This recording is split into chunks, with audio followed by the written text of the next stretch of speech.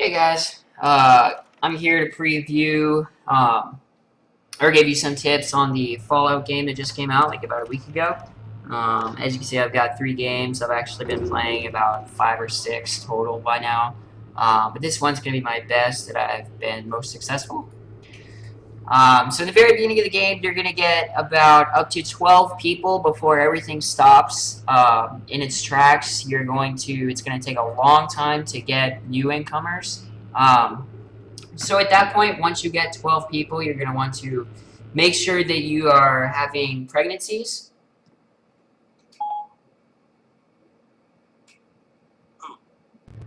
Okay, I don't know what that was.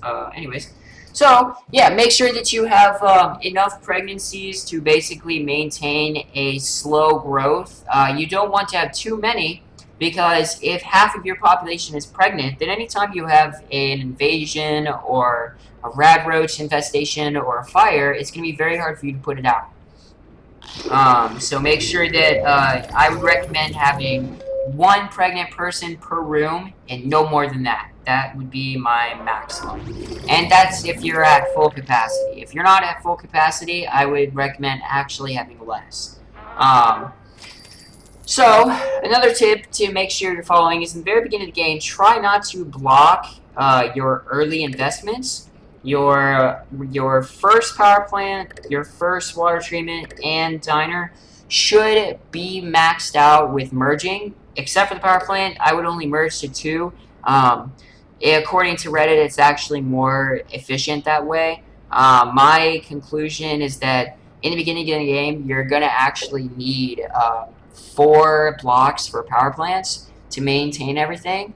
And so it's actually better to have 2 doubles than it is to have 1 triple and 1 single. Because the efficiency gain you get for the first join is more than you get for the second join.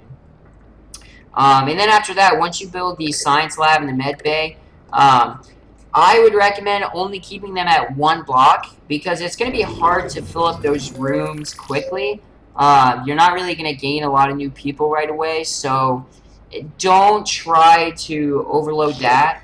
I would also recommend making sure you have 1 of each and not just doubling 1 of them.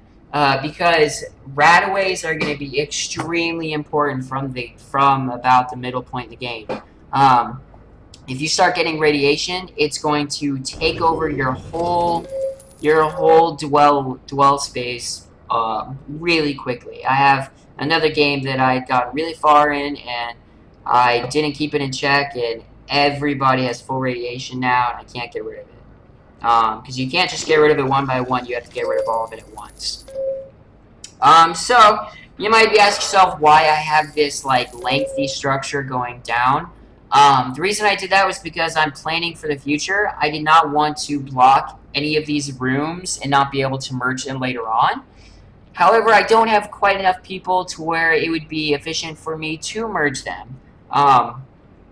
It's not really a good idea for me to add extra rooms without building another power plant. So I'm holding off until I get more people to serve for service to do that. So what I did was actually kind of nice. I have everything in order: S, P, E, C, I, A, L.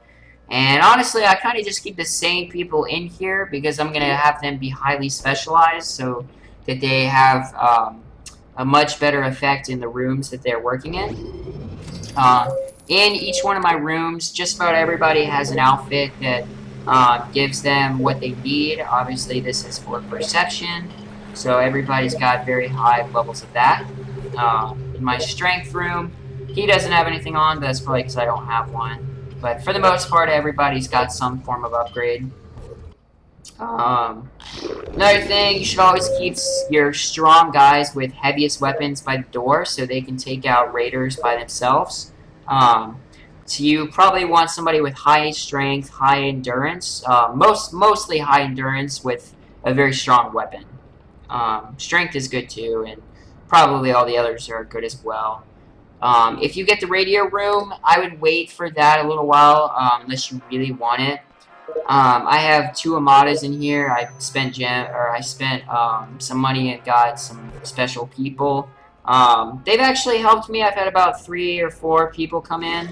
But keep in mind, that's over a few days, so it's not extremely effective, as you might think from the get-go, so I would wait to start building that.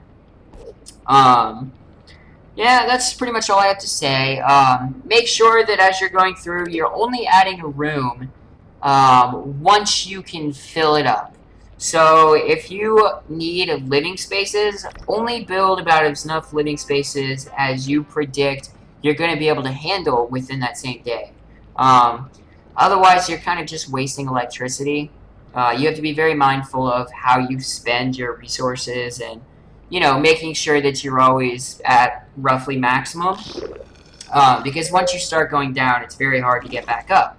You actually get a higher bonus for your people being happy. So that's, the better you do, the better they treat you. But yeah, that was the end of my trial version of the video sharing video. So I hope you liked the video. Let me know if you have any questions in the comments below, and I will see you guys later.